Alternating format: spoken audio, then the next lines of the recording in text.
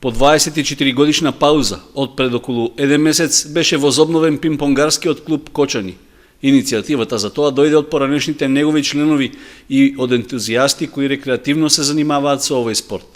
Желбата им била, како што велат, да се вратат на поранешните позиции, кога беа меѓу најдобрите клубови во државата, а нивните членови ги бранеа клубските бои на домашни и меѓународни надпреварувања.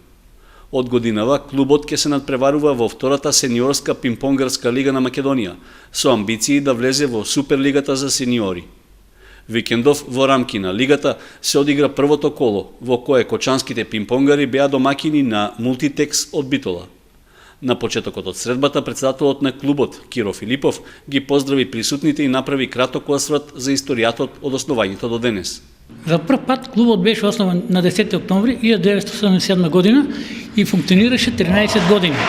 Во текот на постоењето на часовите по пинг-понг ги посетија околу 100 млади луѓе и чест ми е да кажам дека дел од нив денес се професионални играчи. По 24 години на иницијатива на луѓето кои од тогаш до денес не прекина да се бават со овој спорт, го обновуваме клубот. Почнуваме со 10 членови кои се ентузијасти и големи љубители на пинг-понгот.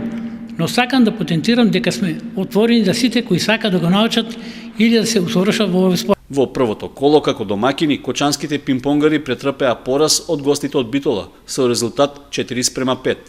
Иако претходно водеа со 4:1, сепак долгото отсуство од надпреварувањата и возраста на домашните спортисти пред помладите гостински противници беа пресудни за крајниот исход. Боите за Кочани ги бранеа некогашните првотимци Сашко Теодосиев, Ѓорги Христов и Зоран Христов, кои на мечот прикажаа одлични потези, што само потврдија дека нивното искуство може за кратко време од формирањето на клубот да донесе успех. Во идното коло кочанските пинг-понгари се среќаваат со екипата на Винспин од Виница.